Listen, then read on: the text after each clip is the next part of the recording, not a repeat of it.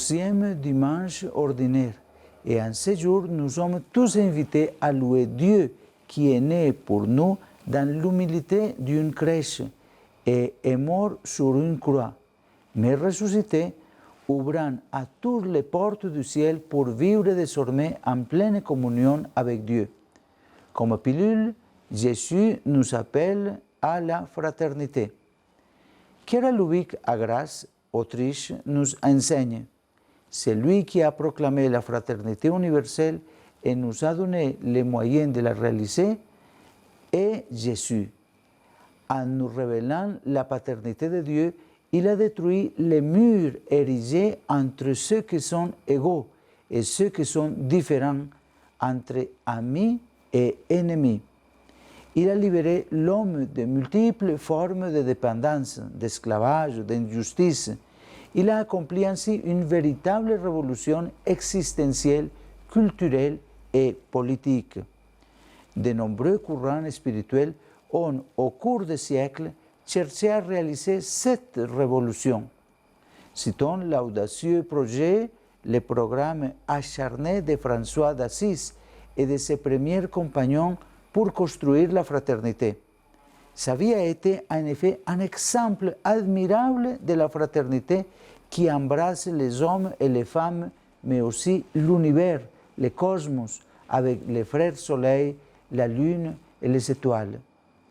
Or, l'instrument que nous a offert Jésus pour réaliser cette fraternité universelle est l'amour.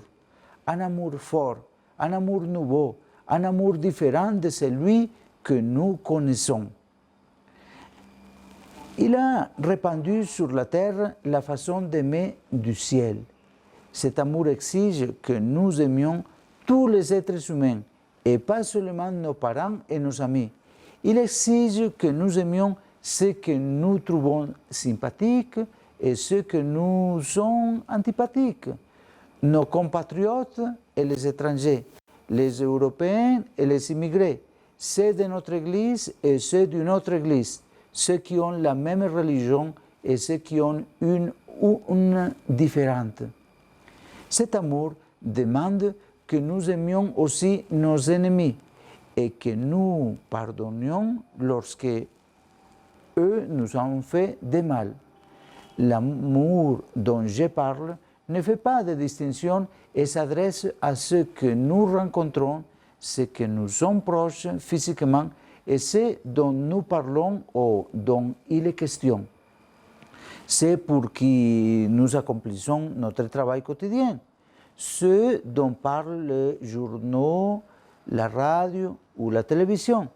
C'est ainsi en effet que Dieu Père nous aime, lui qui fait briller le soleil et fait tomber la pluie sur tous ses enfants, bons et méchants, justes et injustes, comme il nous dit lui-même en Matthieu 5, 45. Oui, conscients de ce grand amour, efforçons-nous de nous aimer de cette manière, comme Jésus nous l'a enseigné. Nous verrons que son esprit nous aidera à faire de cet idéal une réalité concrète, puisque celui qui s'intéresse le plus à la fraternité est Jésus lui-même. Donc, si nous le lui demandons, il nous donne son esprit pour que nous puissions avancer dans ce projet divin.